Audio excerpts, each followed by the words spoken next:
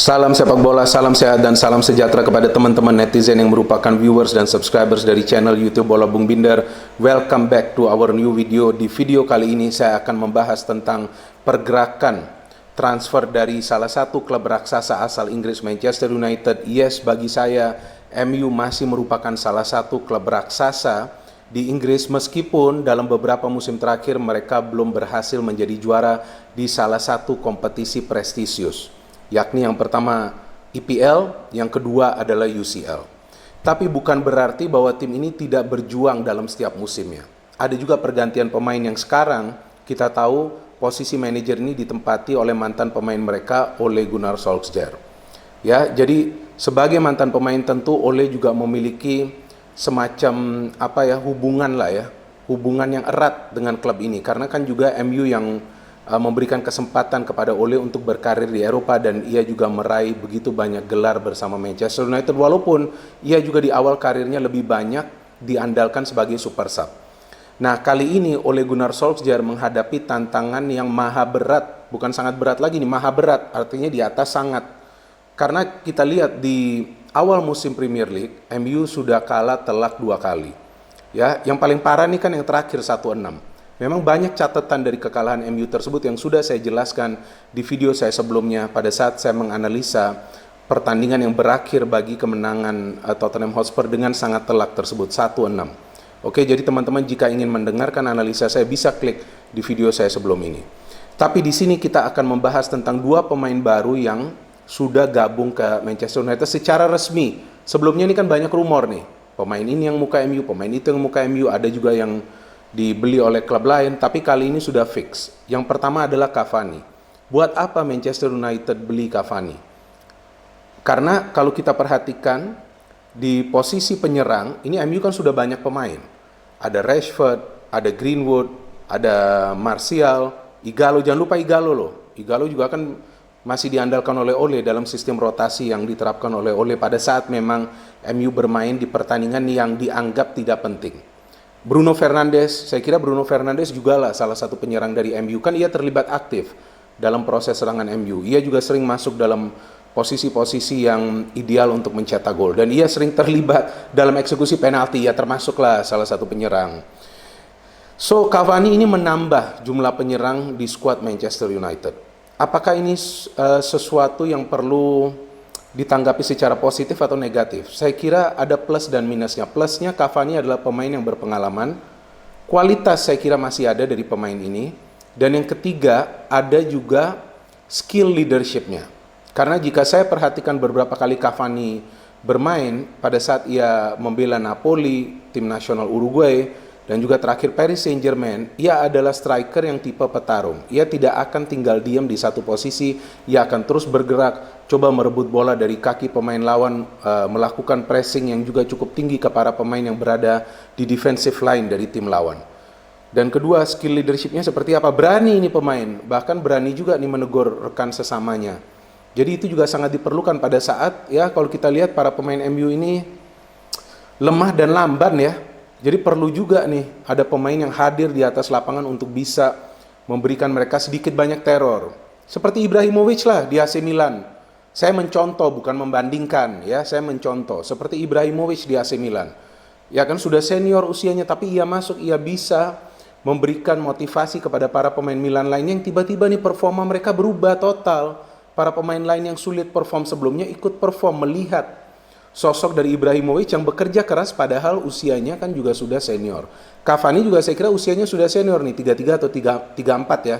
Saya tidak ingat persis. Pokoknya sudah 30-an lah, menjelang ke mid age of 30s. Jadi pasti nih para pemain MU lainnya yang ada juga pemain-pemain muda seperti Rashford, Mason Greenwood ya. Kemudian kita tahu ada Brandon Williams juga di belakang, akan juga memandang Cavani ini sebagai sosok yang juga akan diandalkan pada saat urusan memberikan motivasi dan kepercayaan diri bagi para pemain MU. Karena saya kira dengan kekalahan 1-6 melawan Tottenham Hotspur ini juga ya sedikit banyak mengganggu lah ya sisi psikologis para pemain Manchester United. Apalagi saya mendengar nih di berita ya, gak tahu nih rumor atau benar, bahwa ada juga lah ketidakharmonisan di ruang ganti Manchester United. Salah satunya juga cerita tentang bagaimana Bruno Fernandes kesal ya dengan Harry Maguire karena berkat kesalahannya atau ya mungkin miskomunikasinya lah di lini pertahanan pada game Tottenham Hotspur itu membuat MU kemasukan cukup banyak gol sampai halftime. Jadi itulah cerita di belakang layar yang kita tidak tahu benar atau enggak bahwa Bruno akhirnya digantikan dan tidak dimainkan di babak kedua karena ia kesal dengan Harry Maguire dan ya mungkin ada perdebatan sengit ya di ruang ganti.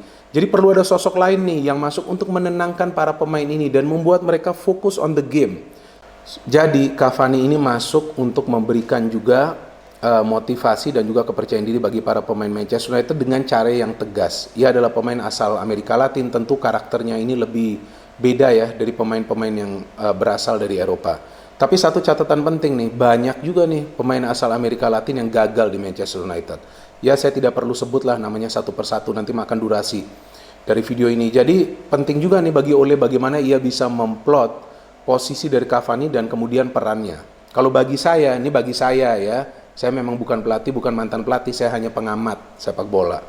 Bagi saya, idealnya sih Cavani ini jangan menempati posisi kanan luar, karena di sana ia akan dituntut untuk bekerja lebih keras lagi. Bukan hanya bekerja keras, tapi bekerja lebih keras lagi. Karena kan MU mengandalkan movement dari dua pemain dari kedua sektor sayap. Ya, beda jika ia ditempati sebagai target man, tapi memang bukan berarti ia harus stay di depan. Pergerakannya akan tetap mobile. Tapi ia akan lebih bermanfaat sebagai target man pada saat memang MU akan coba untuk meningkatkan performa mereka dari lini tengah. Ya, artinya Bruno juga akan memiliki opsi tidak hanya memberikan true pass, tapi juga mungkin umpan-umpan lambung karena Cavani juga akan memiliki kemampuan heading yang baik. Jadi saya kira disitulah ada plus minusnya bagi Cavani bergabung ke Manchester United. Dan kedua adalah Alex Telles. Kenapa Alex Telles ini dikontrak oleh Manchester United? Posisinya adalah fullback kiri. Dan saya kira MU perlu juga perkuat sektor fullback kiri mereka. Luke Shaw kita lihat dalam dua penampilan bagi Manchester United di Premier League ini tidak meyakinkan. Di kanan nih Wan-Bissaka sudah oke, tapi di kiri ini ya Brandon Williams juga saya kira belum matang. Jadi Telles ini juga dibeli agar juga bisa memperkuat, mempersolid lini pertahanan MU di sektor luar, artinya di fullback kiri. Dan juga Telles memiliki kemampuan untuk memberikan assist, memiliki kemampuan untuk mencetak gol, memiliki kemampuan untuk mengeksekusi set piece, terutama adalah dari penalti, dari titik putih. Jadi pemain ini akan sangat bermanfaat bagi MU pada saat MU juga coba membangun serangan dari belakang. Ya kan nggak masalah juga coba membangun serangan dari belakang dengan umpan-umpan jarak jauh. Toh MU banyak menaruh pemain di lini serang. Dan kita tahu bahwa Alex Telles adalah pemain asal Brazil. Pasti nih pemain-pemain asal Brazil ini juga memiliki fisik dan juga stamina yang prima. Biasanya kan begitu. Ya, apalagi ia sudah lama bermain di Porto. Ia bermain di klub besar di Portugal. Ya, saya kira ini bukan pemain yang kaleng-kalengan lah. Paling tidak ia bisa bermain lebih tenang lagi di lini pertahanan dan itu dia. Perlu nih koordinasi di lini pertahanan. Nah, perlu juga pemain-pemain yang pintar di lini pertahanan. Agar koordinasinya rapi. Jadi ada pemain yang pintar seperti Cavani di lini depan, ada pemain yang pintar seperti Telles di lini pertahanan. Yang disayangkan nih pemain pintar seperti Donny van de Beek ini kan belum dioptimalkan di lini tengah. Berkali-kali saya menegaskan tentang hal ini bahwa Donny van de Beek perlu diberikan menit bermain yang lebih lama lagi dan di English Premier League. Biarkanlah dia berkembang di sana. Ya, jangan lagi menggunakan atau memberikan alasan bahwa ia masih muda. Oke, ia masih muda tapi ia sudah berpengalaman dengan Ajax.